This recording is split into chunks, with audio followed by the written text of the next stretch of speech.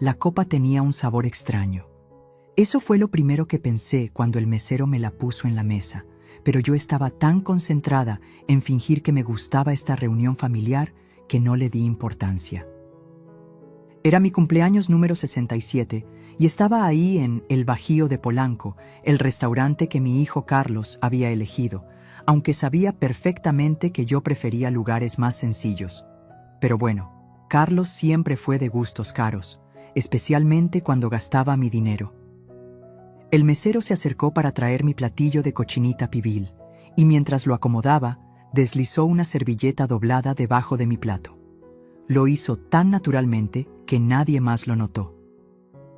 Mi nuera Sofía estaba ocupada tomándose selfies con su copa de margarita, y mi hijo hablaba por teléfono como siempre, incluso en mi cumpleaños. Abrí la servilleta con disimulo y las palabras que leí me helaron la sangre. No confíe en esa copa, cámbiela por la de alguien más. Ahora.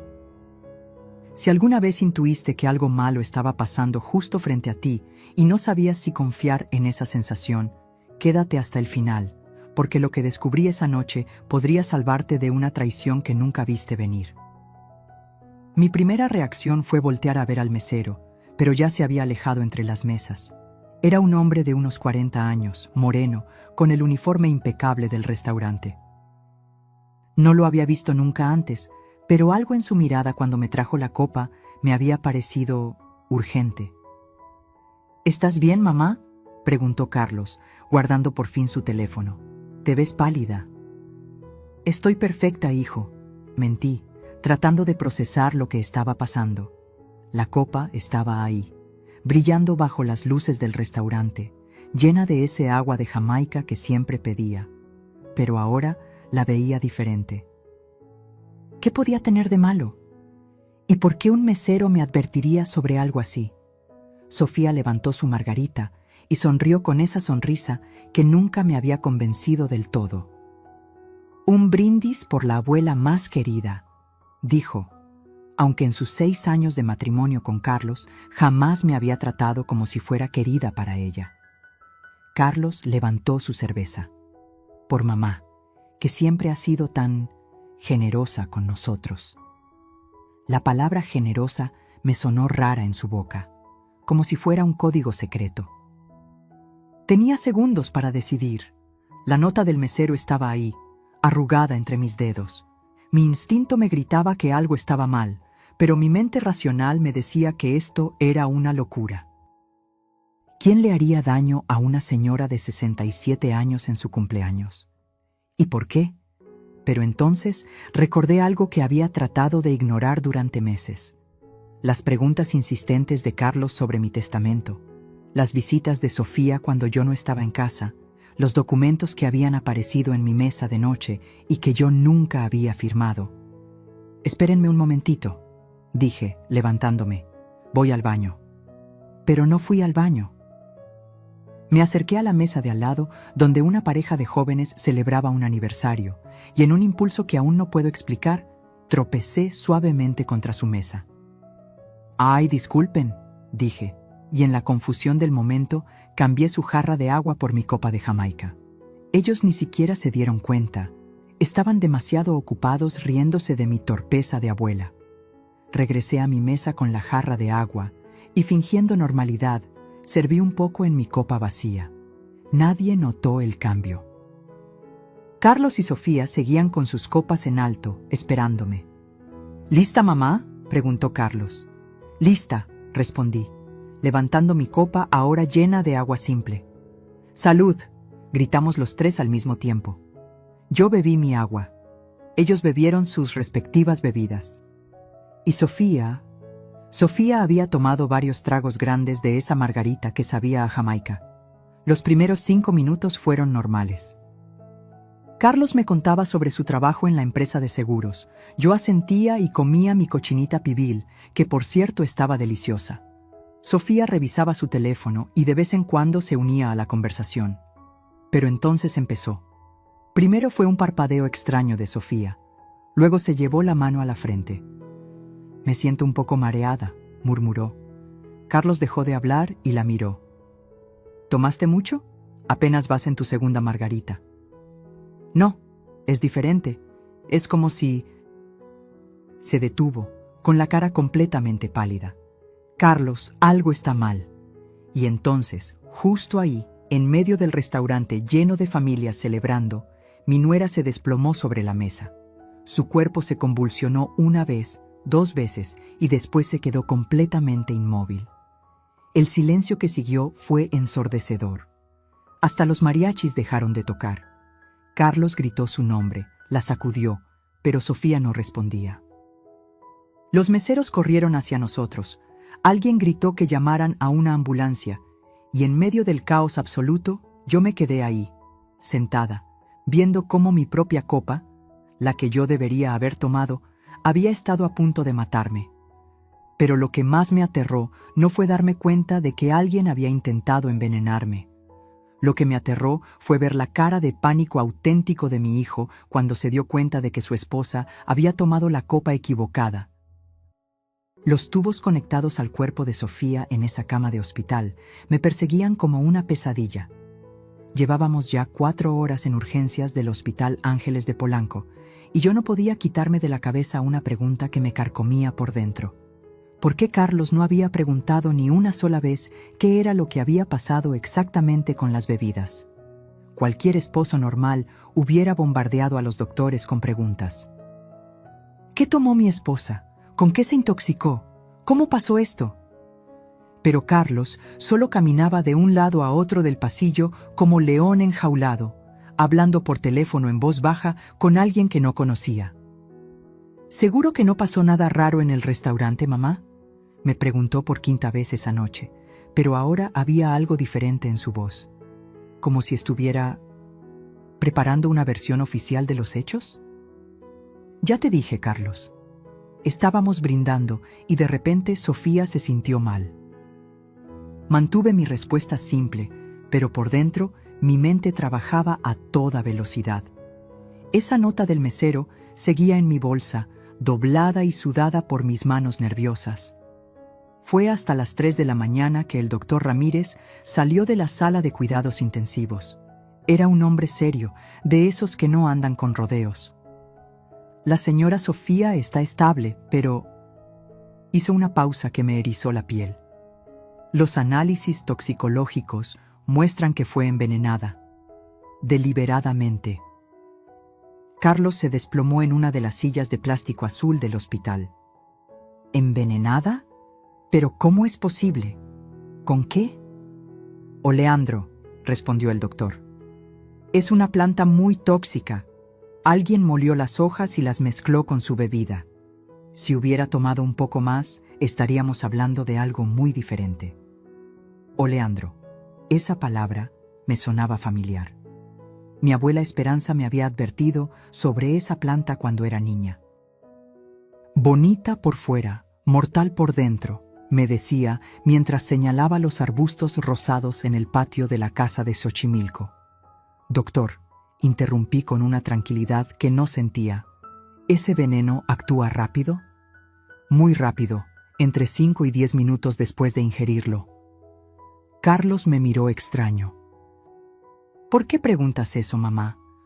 Porque si el veneno actúa en 10 minutos y Sofía se desplomó exactamente 8 minutos después del brindis, eso significaba que el veneno ya estaba en su copa antes de que brindáramos.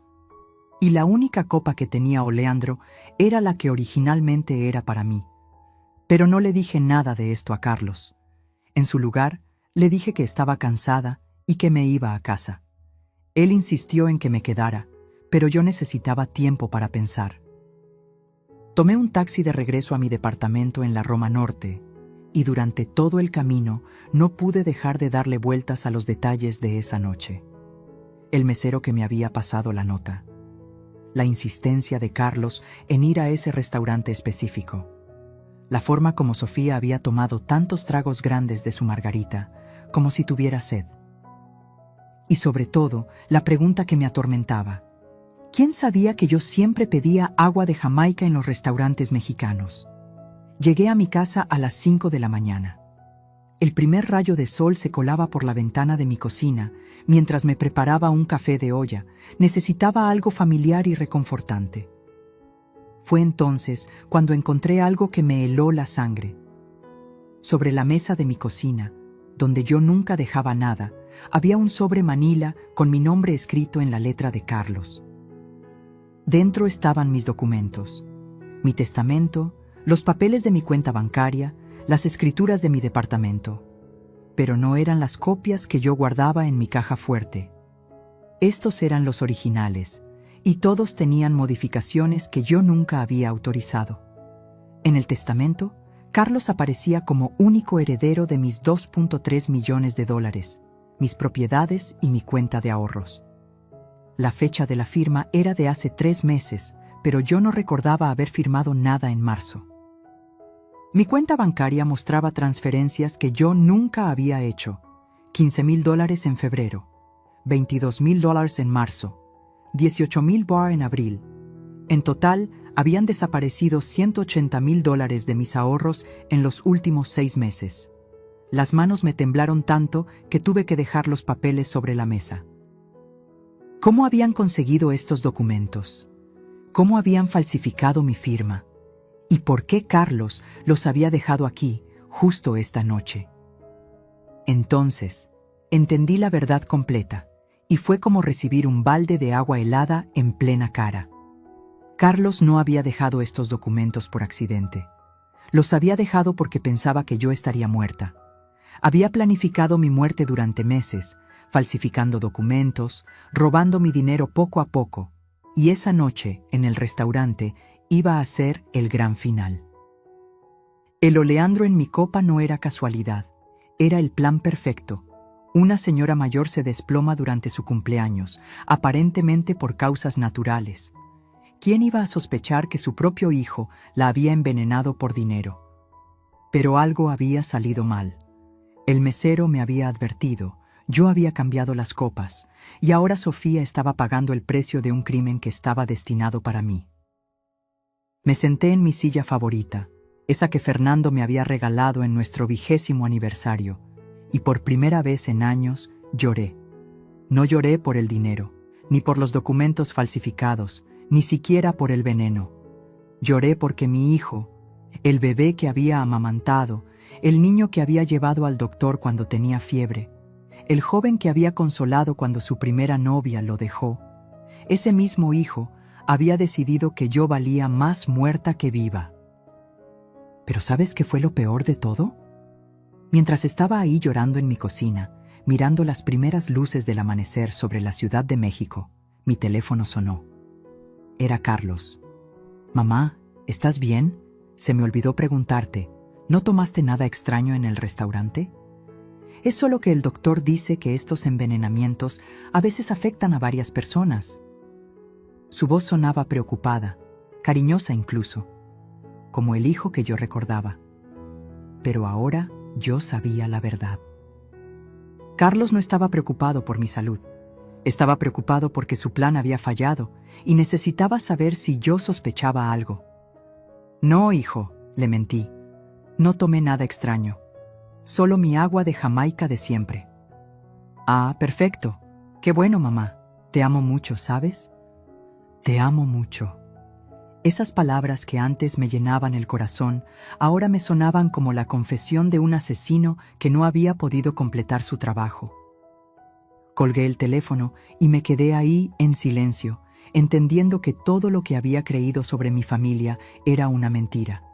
Pero lo que descubrí después, cuando decidí investigar más profundo, me demostró que la traición de esa noche era apenas la punta del iceberg.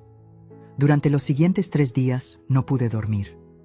Me quedaba despierta en mi cama, mirando el techo y repasando cada detalle de los últimos meses. ¿Cuántas veces Carlos había venido a visitarme y yo había salido a comprar tortillas dejándolo solo en mi casa? ¿Cuántas veces Sofía había insistido en ayudarme con mis papeles importantes mientras yo preparaba café? Pero lo que más me atormentaba era el mesero. ¿Quién era realmente? ¿Cómo sabía del veneno? ¿Y por qué me había salvado?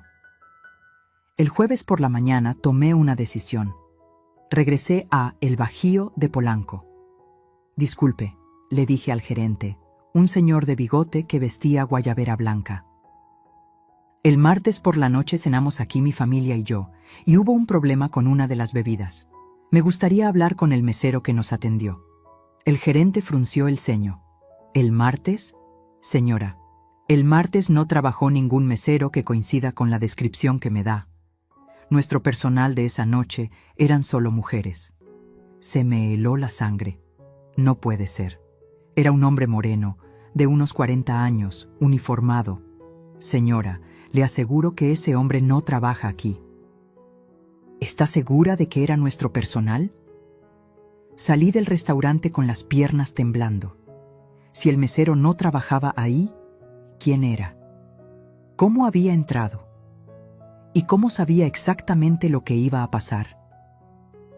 Caminé hasta la esquina y me senté en una banca del parque. Necesitaba aire, necesitaba pensar. Fue ahí cuando una voz familiar me sobresaltó. Señora Elena. Me volteé y ahí estaba él, el mesero, pero ahora vestía jeans y una camisa azul, y se veía completamente diferente sin el uniforme. Usted, murmuré. ¿Quién es usted? Se sintió a mi lado en la banca. Mi nombre es Ricardo Morales. Soy investigador privado. ¿Investigador privado? La cabeza me daba vueltas. ¿Qué hace siguiéndome? No la estoy siguiendo a usted, señora Elena. Estoy investigando a su hijo. Esas 5 palabras cambiaron todo lo que creía saber sobre mi vida. Si alguna vez sentiste que tu realidad se desmoronaba como un castillo de arena, quédate aquí conmigo, porque lo que este hombre me contó destruyó hasta el último pedazo de la familia que pensé que tenía. Ricardo sacó una carpeta manila de su mochila. ¿Conoce usted a la señora Patricia Herrera? El nombre no me sonaba familiar. No, nunca he escuchado ese nombre. Era una señora de 72 años que vivía en la colonia del Valle. Murió hace 8 meses en su casa, aparentemente de un infarto. Su sobrino heredó todos sus bienes, $1.8 millones. No entiendo qué tiene que ver eso conmigo. El sobrino era Carlos Moreno, su apellido verdadero, señora Elena, el que usaba antes de casarse con su madre. El mundo se detuvo. Carlos Moreno. Mi hijo se llamaba Carlos Moreno, no Carlos Vega como había usado durante toda mi vida con él. Eso es imposible, susurré. Carlos es mi hijo biológico. Yo lo parí hace 42 años. Ricardo abrió la carpeta y me mostró una foto. Era Carlos, pero más joven, tal vez de unos 25 años. Estaba parado junto a una señora mayor que no conocía. Esta es Patricia Herrera con Carlos, 3 años antes de su muerte. Él la convenció de que era su único pariente vivo después de que su verdadero sobrino muriera en un accidente automovilístico. Las manos me temblaron tanto que no pude sostener la foto. No, usted está equivocado. Carlos es mi hijo. Yo lo conozco desde que era bebé. Señora Elena. Ricardo me miró con una compasión que me rompió el corazón. ¿Tiene fotografías de Carlos cuando era bebé? ¿Recuerda el hospital donde nació? ¿Los doctores que la atendieron? Traté de recordar, pero era como si mi mente fuera un cuarto vacío. No tenía fotos de Carlos bebé. Nunca había visto su acta de nacimiento original. Todos los recuerdos que tenía de su infancia eran vagos, como sombras. Pero, ¿cómo es posible? Llevamos viviendo como familia desde hace 18 años, completó Ricardo. Carlos llegó a su vida cuando usted tenía 49 años, ¿cierto? Justo después de que su esposo Fernando muriera. Tenía razón. Carlos había aparecido en esa época tan oscura de mi vida, cuando yo estaba devastada por la pérdida de Fernando. Se había presentado como el hijo que había tenido con una novia de juventud, el hijo que nunca conocí porque su madre se había ido de la ciudad sin decirme que estaba embarazada. Yo había estado tan sola, tan desesperada por tener familia, que nunca cuestioné su historia. Necesitaba creer que tenía un hijo. Patricia Herrera no fue su primera víctima, continuó Ricardo. Encontramos otras 4 señoras mayores en los últimos 15 años, todas muertas en circunstancias sospechosas. Todas heredaron sus fortunas a Carlos. ¿4 señoras más? Mi voz sonaba como un eco lejano. Carmen López en Guadalajara, $890,000. María Fernández en Puebla, 1.2 millones. Rosa Jiménez en Monterrey, $654,000. Y Esperanza Ruiz en Querétaro, $2.1 millones. Ricardo sacó más fotos. Carlos con diferentes señoras mayores, en diferentes ciudades, siempre con la misma sonrisa cariñosa que yo conocía tan bien. Su método es siempre el mismo, explicó Ricardo. Se presenta como un hijo perdido, un sobrino lejano, o un nieto que apareció después de años de separación. Gana su confianza, se convierte en su cuidador, las aísla de sus verdaderas familias y luego las ayuda a morir. Sentí como si alguien me hubiera enterrado viva. ¿Y Sofía? Sofía es su cómplice desde hace 6 años. Se conocieron cuando él estaba trabajando en el caso de Rosa Jiménez. Ella era enfermera en el hospital donde murió Rosa. Todo encajaba. La forma como Sofía siempre sabía exactamente qué medicinas tomaba, cómo me ayudaba con mis citas médicas, cómo insistía en revisar mi presión arterial cada vez que me visitaba. Señora Elena, Ricardo me tomó de la mano. Usted iba a ser la víctima número 6, pero Patricia Herrera era mi tía abuela. ¿Su tía abuela? Cuando ella murió, algo no me cuadró. Patricia era una mujer fuerte, sana, sin problemas cardíacos. Contraté a otros investigadores y comenzamos a seguir el rastro de Carlos. Llevamos 8 meses documentando sus movimientos. ¿8 meses? Las lágrimas comenzaron a caer sin control. ¿Y por qué no me dijeron antes? Porque necesitábamos evidencia sólida y porque, francamente, no sabíamos si usted estaba involucrada o era otra víctima. Era otra víctima. Durante 18 años había vivido con un asesino serial que fingía ser mi hijo. Le había dado amor, cuidados, mi casa, mi confianza y $180,000 de mis ahorros. Y él me había correspondido planificando mi muerte como si fuera un trámite más. ¿Qué hacemos ahora?, pregunté entre sollozos. Ahora tenemos que ser muy cuidadosos. Carlos no sabe que su plan falló, pero pronto se dará cuenta de que usted sigue viva y él sigue sin su herencia. Va a intentar algo más. Ricardo tenía razón. Carlos había estado llamándome todos los días desde el accidente de Sofía, preguntándome cómo me sentía, si había tenido algún síntoma extraño, si necesitaba ir al doctor. Hay algo más, añadió Ricardo, sacando otro documento de su carpeta. Encontramos esto en el departamento que Carlos y Sofía rentaban en la colonia Condesa. Era una lista escrita a mano con la letra de Carlos. Plan Elena Vega. Febrero. Comenzar transferencias bancarias. Máximo $25,000 por mes. Marzo. Modificar testamento. Usar contacto en notaría. Abril. Aumentar medicamentos para presión. Crear dependencia. Mayo. Introducir síntomas de demencia. Confundir medicinas. Junio. Aislamiento social. Alejar amigos con historias de deterioro. Julio. Evento final. Cumpleaños o Leandro en bebida. Agosto. Funeral y procesamiento de herencia. Cada línea de esa lista era una puñalada. Carlos había planificado mi muerte como quien planifica unas vacaciones, con fechas, métodos y hasta el lugar donde me iba a matar. Señora Elena, Ricardo guardó los documentos.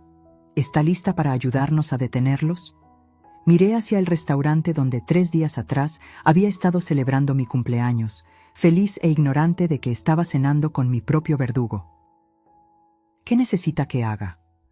Porque después de 18 años de vivir una mentira, después de descubrir que el amor de mi vida había sido una actuación, después de entender que era solo un número más en la lista de víctimas de un psicópata, solo me quedaba una opción: convertirme en la cazadora en lugar de la presa.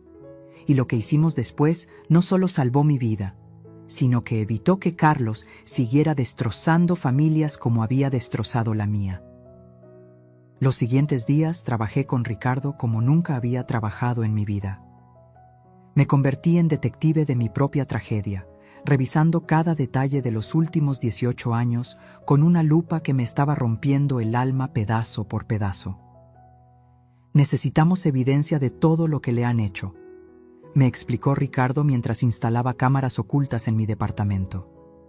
Cada manipulación, cada robo, cada mentira, para que cuando los arrestemos no puedan escapar. Lo primero que revisamos fueron mis estados bancarios de los últimos 2 años. Yo siempre había sido cuidadosa con mi dinero. Fernando me había enseñado que una mujer debía ser independiente financieramente. Pero cuando vimos las cifras completas, me quedé sin palabras. $180,000 no era todo lo que habían robado. Era solo lo que habían tomado en los últimos 6 meses, cuando ya se estaban preparando para matarme. En los últimos 2 años, las transferencias irregulares sumaban $420,000. ¿Cómo es posible?, susurré mientras revisaba línea por línea. Yo nunca autoricé estas transferencias. Mire las fechas, señaló Ricardo. Todas coinciden con días que usted salía de casa por periodos largos. Tenía razón. Cada robo había sido ejecutado cuando yo iba a mis citas médicas, citas que Sofía siempre insistía en programar para mí. Ella me llevaba al doctor, se quedaba conmigo durante las consultas, y luego insistía en que fuéramos a almorzar o de compras. Pasábamos todo el día fuera. Mientras tanto, Carlos tenía acceso libre a mi computadora, mis documentos y aparentemente a mis cuentas bancarias. ¿Pero cómo conseguían mis contraseñas?, pregunté. Ricardo me mostró un pequeño dispositivo que había encontrado escondido en el teclado de mi computadora. Un keylogger registra cada tecla que usted presiona. Cada contraseña, cada número de cuenta, cada transacción que yo hacía, ellos la sabían. Pero lo peor no era el dinero. Lo peor era descubrir la manipulación psicológica. Elena, ¿recuerda haber tenido problemas de memoria en los últimos meses?, me preguntó Ricardo. Sí, admití avergonzada. A veces no encontraba mis llaves, o no recordaba si había pagado alguna cuenta. Carlos siempre decía que era normal a mi edad, pero no es normal. Mire esto. Ricardo me mostró una grabación que habían conseguido del teléfono de Sofía. Era una conversación entre ella y Carlos. ¿Ya le diste las pastillas de hoy? Sí, las mezclé con su café de la mañana, 2 de melatonina y media de lorazepam. Perfecto. En unas semanas ya va a estar tan confundida que nadie va a cuestionar que necesita un tutor legal. Me llevé las manos a la boca. Durante meses habían estado drogándome sin que yo lo supiera. Las pastillas que causaban confusión, pérdida de memoria, somnolencia, todo para que pareciera que estaba desarrollando demencia. Por eso me sentía tan cansada todo el tiempo, murmuré. Por eso a veces no podía recordar conversaciones completas. Si alguna vez te han hecho sentir loca, como si tu propia mente te estuviera fallando, esto que te voy a contar te va a helar la sangre. Porque descubrí que llevaban meses envenenándome lentamente, no para matarme, sino para volverme loca. Pero había más, mucho más. Ricardo había conseguido acceso a los correos electrónicos de Carlos, y lo que encontramos ahí me hizo entender la magnitud completa de su maldad. Carlos había estado contactando a mis amigas, a mis vecinos, incluso al portero de mi edificio, diciéndoles que yo estaba desarrollando Alzheimer. Elena está muy mal, decía en un correo a mi amiga Lupita. Ayer me llamó 5 veces para preguntarme la misma cosa. El doctor dice que es mejor que no reciba muchas visitas porque se confunde más. Por eso Lupita había dejado de visitarme. Por eso mi comadre Rosa ya no me invitaba a los domingos familiares. Por eso el señor Jiménez del edificio me hablaba como si fuera una niña perdida. Todos pensaban que me estaba volviendo loca, porque Carlos se había encargado de convencerlos. Aquí hay algo más, dijo Ricardo, mostrándome otro documento. Carlos había programado una cita con el geriatra Dr. Mendoza para esta semana. Iba a pedir que la declararan mentalmente incapacitada. Una vez que me declararan incapaz, Carlos automáticamente se convertiría en mi tutor legal. Podría controlar todo mi dinero, tomar decisiones médicas por mí, incluso decidir dónde vivir. El asilo San Francisco en Tlalpan ya había recibido el pago por su cuidado, agregó Ricardo. $20,000 por adelantado. Me iban a encerrar. Después de robarme todo, después de volverme loca con medicamentos, después de aislarme de todos mis seres queridos, me iban a meter en un asilo donde nadie me visitaría nunca. Y desde ahí, terminar el trabajo habría sido fácil. Una sobredosis accidental de medicamentos, una caída fortuita en el baño, un infarto natural causado por el estrés del encierro. Señora Elena, Ricardo me puso la mano en el hombro. Hay algo más que necesita saber. ¿Qué más puede haber?, pregunté, aunque no estaba segura de poder soportar otra revelación. Sofía está embarazada. El mundo se detuvo. ¿Qué?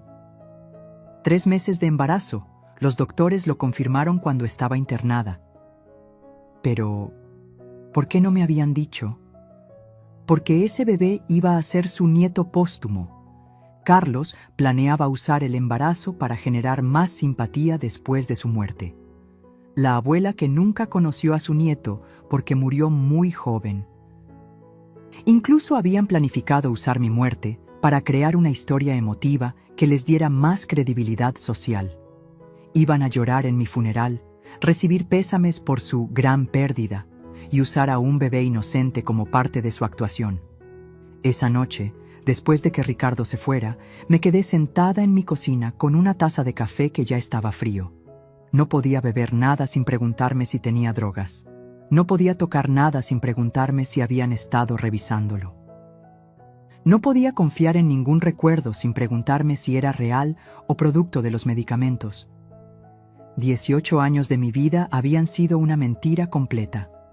Cada "te amo, mamá" había sido actuación. Cada abrazo había sido calculado.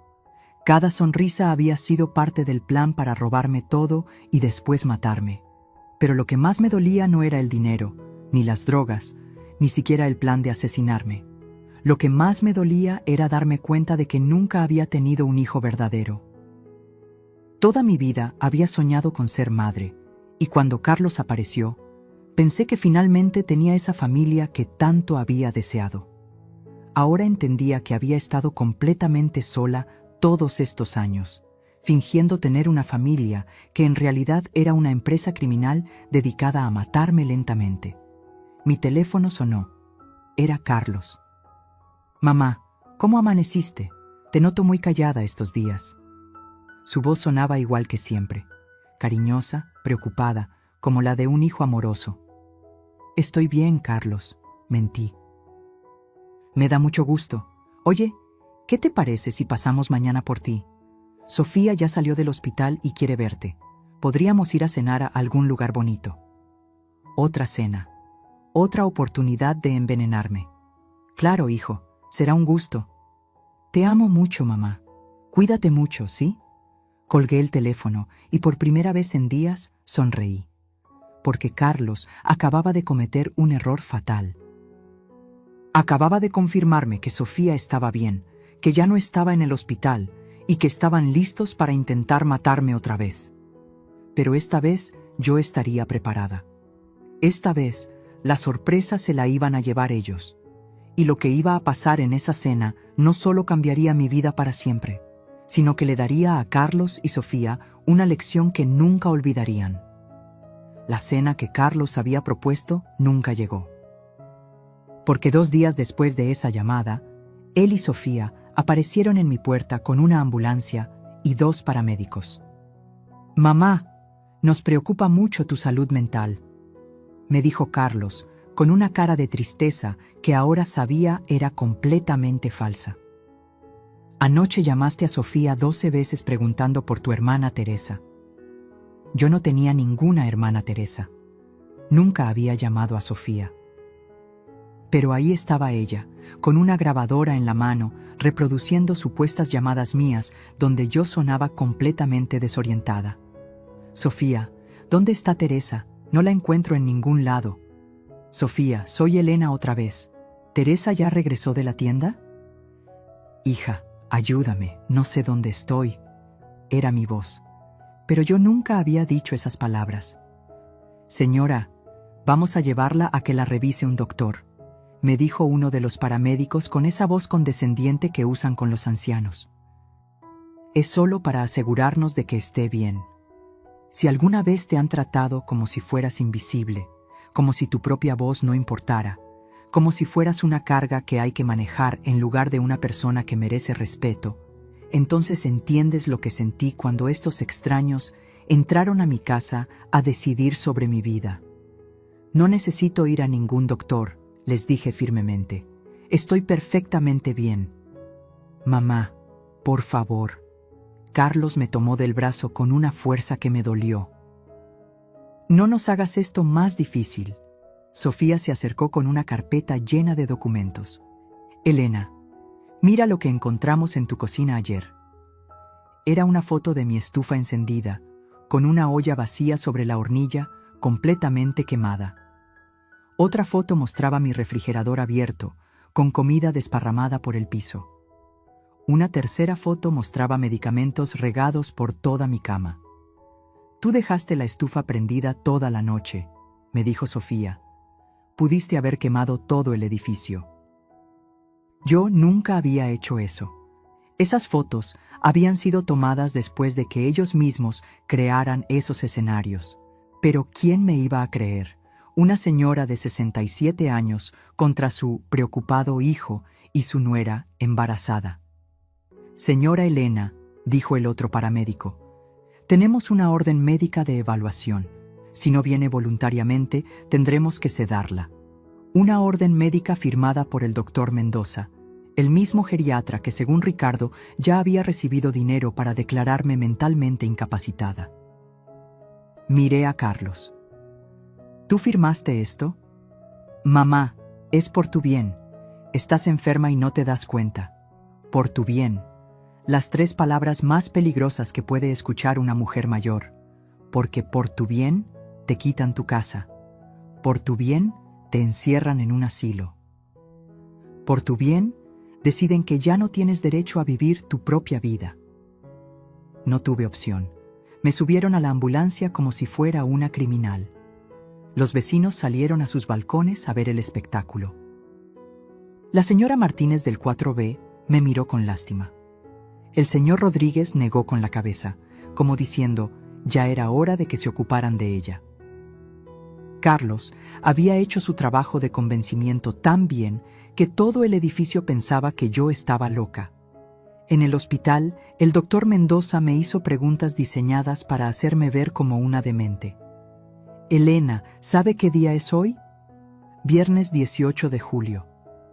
¿Y en qué año estamos? 2024. ¿Puede decirme el nombre del presidente de México? Cada pregunta correcta que yo respondía parecía molestarlo, hasta que llegó a las preguntas trampa. Elena, ¿recuerda haber llamado ayer a su nuera preguntando por su hermana? Yo no tengo hermanas, doctor. Pero sí llamó, ¿verdad? ¿No recuerda haber hecho esas llamadas? No hice ninguna llamada. El doctor anotó algo en su expediente. Pérdida de memoria reciente. Niega episodios documentados. Carlos y Sofía estaban ahí, asintiendo tristemente, como si estuvieran viendo a una anciana querida perder la razón. Doctor, Carlos habló con esa voz de hijo sufrido. También encontramos esto en su casa. Era una carta que supuestamente yo había escrito, llena de amenazas hacia mis vecinos y acusaciones paranoicas de que me estaban robando.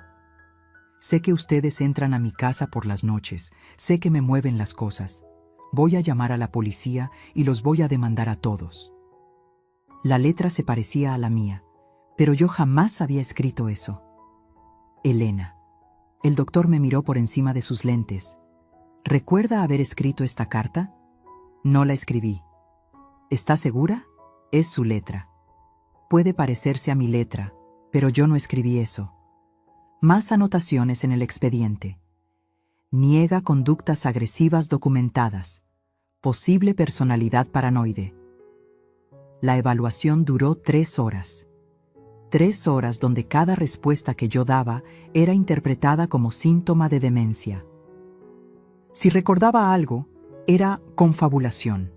Si no recordaba algo que ellos habían inventado, era pérdida de memoria. Si me defendía, era agitación. Si me quedaba callada, era apatía. Al final, el doctor Mendoza cerró mi expediente con una sonrisa que no llegaba a sus ojos. Carlos, me temo que su madre necesita cuidado especializado. Su deterioro cognitivo es significativo y representa un peligro para ella misma y para otros. ¿Sé qué recomienda, doctor?, preguntó Carlos con esa actuación perfecta de hijo preocupado. Internación inmediata en una institución geriátrica, y sugiero que usted tome la tutela legal de sus bienes para protegerlos. Ahí estaba, la trampa final. Con esa evaluación fraudulenta, Carlos podía internarme contra mi voluntad y quedarse con todo mi dinero para protegerlo. ¿Cuándo puede ser internada?, preguntó Sofía, acariciándose el vientre como si fuera la nuera amorosa preocupada por su suegra enferma. Tenemos espacio en el San Francisco de Tlalpan desde mañana mismo. Carlos firmó los papeles ahí mismo. 24 horas después, yo estaría encerrada en un asilo donde nadie me creería, donde nadie me visitaría, donde podría tener un accidente sin que nadie hiciera preguntas. Esa noche me llevaron de vuelta a mi casa para recoger algunas cosas. Carlos y Sofía registraron todos mis cajones, supuestamente empacando ropa, pero en realidad buscando cualquier documento o evidencia que pudiera ser problemática. «Mamá», Carlos me dijo mientras doblaba mis vestidos, «quiero que sepas que esto me duele más a mí que a ti. Me duele más a mí que a ti». Otra frase clásica del abusador. Como si él fuera la víctima por tener que robarme y encerrarme. «El asilo San Francisco es muy bonito», agregó Sofía. «Vas a estar muy cómoda ahí. Y vamos a visitarte todos los domingos». Mentira. Según los documentos que Ricardo había encontrado, ya habían pagado por el paquete sin visitas familiares frecuentes, porque era más barato. Esa fue la noche más larga de mi vida. Me quedé despierta en mi cama, mirando las cajas con mis pertenencias que ellos habían empacado. En pocas horas perdería mi casa, mi libertad, mi dinero, mi dignidad. Me convertiría en un número más en un asilo, esperando la muerte mientras Carlos y Sofía gastaban mi herencia. Pero lo que más me dolía no era pensar en lo que me iban a quitar. Lo que más me dolía era pensar en todas las otras señoras que habían pasado por lo mismo. Carmen, María, Rosa, Esperanza, Patricia. Todas habían confiado en Carlos como yo había confiado. Todas habían sido manipuladas, drogadas, aisladas y finalmente asesinadas. Y después de matarlas, Carlos había ido a sus funerales. Había llorado lágrimas falsas, había recibido pésames, había dado discursos emotivos sobre lo mucho que las amaba. A las 5 de la mañana sonó mi teléfono. Era Ricardo. «Elena, ¿está lista?» «Lista. Recuerde, cuando lleguen por usted, actúe exactamente como hemos practicado. Haga todo lo que le digan. No oponga resistencia. Nosotros ya estaremos ahí». «¿Está seguro de que va a funcionar?» «Señora Elena, después de lo que Carlos y Sofía van a hacer hoy, nunca más van a poder lastimar a nadie». Colgué el teléfono y me levanté de la cama.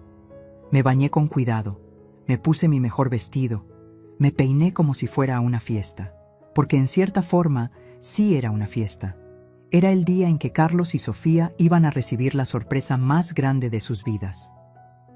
Era el día en que una señora senil, de 67 años, les iba a demostrar que subestimar a una mujer mayor puede ser el error más caro que cometas en tu vida. Y lo que pasó cuando llegaron a buscarme esa mañana no solo los dejó en shock, sino que les enseñó que algunas presas son en realidad depredadoras disfrazadas. A las 9 de la mañana llegaron por mí. Carlos tocó la puerta con esa suavidad falsa que ya conocía tan bien, y cuando abrí, ahí estaban los dos con caras de funeral, como si en verdad les doliera lo que iban a hacer. «Buenos días, mamá. ¿Ya estás lista?» Carlos cargaba una maleta pequeña. Solo habían empacado 3 cambios de ropa para mí. Al parecer, no planeaban que durara mucho tiempo en el asilo. «Sí, hijo, estoy lista». Pero no estaba lista para lo que ellos pensaban. Estaba lista para algo completamente diferente. Mientras caminábamos hacia el coche, vi la camioneta blanca estacionada en la esquina. Ricardo y su equipo ya estaban en posición. Las cámaras ocultas que habíamos instalado en mi ropa estaban funcionando. Todo lo que Carlos y Sofía dijeran a partir de este momento quedaría grabado. «Mamá». Sofía me tomó del brazo con esa gentileza fingida que me daba náuseas. «Quiero que sepas que el bebé y yo siempre te vamos a recordar con mucho cariño». El bebé. Ese niño inocente que iba a nacer pensando que tenía una abuela que había muerto de causas naturales. Iba a crecer escuchando historias inventadas sobre la dulce abuela Elena que nunca conoció. «Gracias, hija», le respondí con la voz quebrada, como si estuviera resignada a mi destino.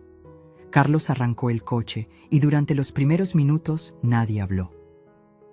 El tráfico de la mañana en Ciudad de México era denso como siempre, y yo aproveché el silencio para repasar mentalmente todo lo que Ricardo y yo habíamos planeado durante las últimas 48 horas. Si alguna vez tuviste que fingir debilidad para poder atacar, si alguna vez tuviste que tragarte tu orgullo para tender una trampa, entonces sabes lo que se siente actuar como cordero cuando por dentro eres un lobo preparándose para cazar. ¿Sabes qué, mamá? Carlos me miró por el espejo retrovisor. «Creo que esto va a ser lo mejor para todos. Tú vas a estar cuidada, nosotros vamos a tener tranquilidad y el bebé va a nacer en un ambiente más estable». «Sí, Carlos, tienes razón». Pero él no tenía razón. Lo que no sabía Carlos era que durante estos días de aparente resignación yo había estado más activa que nunca. Había trabajado con Ricardo para documentar cada uno de sus crímenes. Habíamos conseguido testimonios de las familias de las 5 señoras asesinadas. Habíamos rastreado las cuentas bancarias donde estaba mi dinero robado. Habíamos grabado conversaciones telefónicas donde Carlos y Sofía hablaban abiertamente de sus planes y, sobre todo, habíamos preparado la trampa perfecta. «Oye, Elena». Sofía se volteó desde el asiento delantero. «Hay algo que queremos decirte antes de que llegues al asilo». «¿Qué cosa, hija?» «Bueno, como ya no vas a poder manejar tus cuentas bancarias, Carlos ya habló con el notario para que le transfieran todo a su nombre. Es solo para proteger tu dinero, ¿entiendes?» «Claro que entiendo». Lo que entendía era que acababan de confesar públicamente, frente a las cámaras ocultas, que estaban robando mi dinero usando mi supuesta incapacidad mental como excusa. Carlos estacionó el coche frente al asilo San Francisco. Era un edificio gris, sin ventanas grandes, rodeado de rejas altas. Parecía más una prisión que un hogar para ancianos. «Llegamos, mamá». Mientras Carlos sacaba mi maleta de la cajuela, Sofía me ayudó a bajar del coche. Pero en lugar de caminar directamente hacia la entrada, ella me detuvo. «Elena, hay algo más que tienes que saber». «¿Qué cosa?» «Nosotros nunca te amamos realmente». Su voz cambió completamente. Ya no había fingimiento, ya no había dulzura. Desde el primer día que Carlos te encontró, sabíamos que era solo otro trabajo, otra vieja rica y sola que necesitaba que la ayudaran a morir. Carlos se acercó, dejando la maleta en el suelo. «¿Sabes cuántas como tú hemos matado, mamá? 5, y todas murieron pensando que tenían una familia que las amaba. Pero contigo fue diferente», continuó Sofía. «Contigo tardamos más porque tenías más dinero. Valía la pena el esfuerzo extra». 18 años de actuación, agregó Carlos. 18 años fingiendo que me importabas. ¿Sabes lo agotador que es pretender amar a alguien que solo ves como una cuenta bancaria? Ellos pensaban que me estaban dando el golpe final. Pensaban que me estaban rompiendo el corazón con sus confesiones antes de encerrarme para siempre. No sabían que cada palabra que decían estaba siendo grabada por las cámaras que yo llevaba escondidas. ¿Por qué me dicen esto?, pregunté, dejando que mi voz temblara como si estuviera destrozada. «Porque ya no importa», respondió Sofía. «En este asilo, nadie va a creerte si intentas contar nuestra conversación. Van a pensar que son delirios de una vieja loca». Y además, Carlos sonrió con una crueldad que nunca había visto antes. «No vas a durar mucho aquí. Los accidentes pasan muy seguido en estos lugares». Ahí estaba, la confesión completa. No solo admitían haber asesinado a 5 mujeres, sino que acababan de amenazar públicamente con matarme. «Bueno», dije, enderezándome lentamente, «supongo que ahora puedo dejar de actuar yo también». Carlos y Sofía se miraron extrañados. «¿Qué dijiste?» «Dije que puedo dejar de actuar». Mi voz ya no temblaba. Mi espalda ya no estaba encorvada. Los miré directamente a los ojos.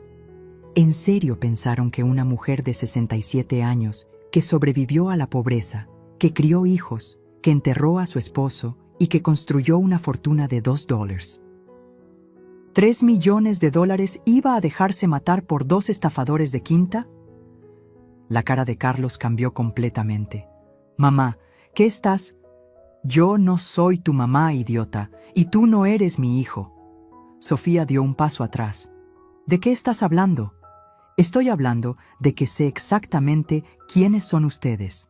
Sé lo que le hicieron a Carmen López, a María Fernández, a Rosa Jiménez, a Esperanza Ruiz y a Patricia Herrera».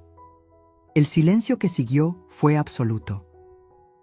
Carlos y Sofía se quedaron paralizados, como si hubieran visto un fantasma. «¿Cómo?», murmuró Carlos. «¿Cómo sé todo esto?» «Porque Ricardo Morales, el sobrino de Patricia Herrera, lleva 8 meses investigándolos, y yo llevo una semana trabajando con él para tenderte la trampa perfecta». En ese momento, 3 patrullas de la policía aparecieron desde diferentes direcciones, rodeando el estacionamiento del asilo. Ricardo salió de la camioneta blanca junto con otros 2 agentes. «Carlos Moreno», gritó Ricardo mientras se acercaba con las esposas en la mano, «queda arrestado por los asesinatos de Carmen López, María Fernández, Rosa Jiménez, Esperanza Ruiz y Patricia Herrera, así como por intento de homicidio contra Elena Vega y por fraude financiero». Carlos trató de correr, pero los policías ya lo habían rodeado. Sofía comenzó a gritar que ella no sabía nada, que era inocente, que solo había seguido órdenes. Pero era demasiado tarde. Todo había quedado grabado. Sus confesiones, sus amenazas, sus admisiones de culpabilidad. Durante una semana completa habían estado hablando frente a cámaras ocultas, contando detalles de crímenes que solo los asesinos podrían conocer. «Elena», Carlos me gritó mientras se lo llevaban esposado, «esto no puede estar pasando. Se suponía que tú eras la víctima». «Sí, Carlos», le respondí mientras veía cómo lo subían a la patrulla. «Se suponía. Pero resulta que esta víctima tenía dientes más afilados de lo que pensabas». Y eso, mis queridos, fue solo el comienzo de la lección más cara que Carlos y Sofía iban a recibir en sus vidas.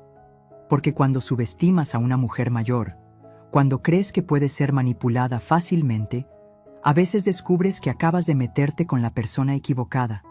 Pero lo que pasó después, cuando todo salió a la luz pública, cuando los medios se enteraron de la historia, cuando sus otros crímenes fueron expuestos, eso fue cuando realmente entendieron que habían jugado con fuego. Verlos esposados fue solo el primer acto de la obra de teatro más satisfactoria de mi vida. Pero lo que vino después superó hasta mis sueños de venganza más salvajes.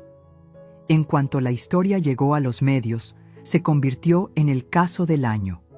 La abuela vengadora, me llamaban en las noticias. La mujer que cazó a los asesinos de ancianos.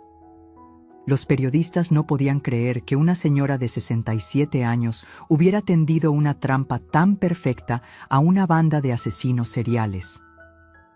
Pero para mí, el momento más dulce fue cuando llegamos a la estación de policía, y Carlos me vio dirigir toda la operación como si fuera la comandante en jefe. «Elena», me gritó desde atrás de los barrotes, «esto es imposible. Tú no podrías haber planeado algo así». «¿En serio, Carlos?», le respondí mientras revisaba las evidencias con Ricardo. «¿Pensaste que 18 años fingiendo ser mi hijo me habían vuelto ciega? ¿Creíste que por ser mayor ya no tenía cerebro?». La investigación que siguió fue como ver caer un castillo de naipes gigante. Con cada evidencia que presentábamos salían más crímenes a la luz. No habían sido 5 señoras asesinadas, habían sido 9. Ricardo y su equipo encontraron más víctimas en Querétaro, Morelia, San Luis Potosí y Mérida. Todas mujeres mayores, todas con herencias sustanciales, todas muertas en circunstancias sospechosas después de adoptar a Carlos como hijo o sobrino. El patrimonio total robado superaba los 12 millones de dólares. Si alguna vez pensaste que la justicia no existe, si alguna vez creíste que los malos siempre ganan, quédate conmigo porque lo que pasó después me demostró que a veces el universo sí cobra las cuentas pendientes. Pero lo más impactante fue descubrir la red completa de la operación. Carlos y Sofía no trabajaban solos. Tenían cómplices en hospitales, asilos, notarías y funerarias. Todo un sistema diseñado para identificar mujeres mayores vulnerables, aislarlas, robarles y asesinarlas.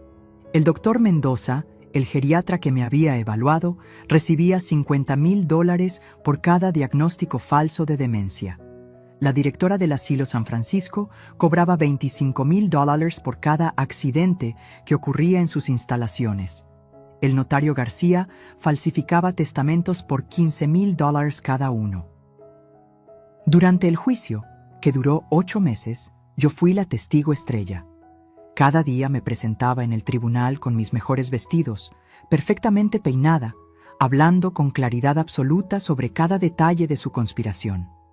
Carlos y Sofía intentaron todo tipo de defensas. Primero dijeron que yo estaba loca y que había inventado todo. Luego trataron de argumentar que habían actuado bajo coacción de otras personas. Finalmente, intentaron negociar declarándose culpables de fraude menor. Pero las evidencias eran abrumadoras. Las grabaciones, donde confesaban los asesinatos, los documentos falsificados, las transferencias bancarias ilegales, los testimonios de las familias de las víctimas, el keylogger en mi computadora, los medicamentos que me habían estado dando sin mi conocimiento, y sobre todo, estaba yo, viva, fuerte, lúcida y más inteligente de lo que jamás habían imaginado. El día del veredicto, el juez los miró con una dureza que nunca olvidaré.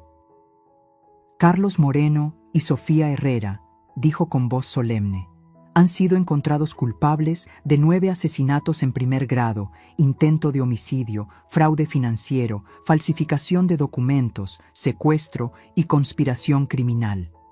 Las sentencias fueron devastadoras. Carlos recibió 9 cadenas perpetuas consecutivas, sin posibilidad de libertad condicional.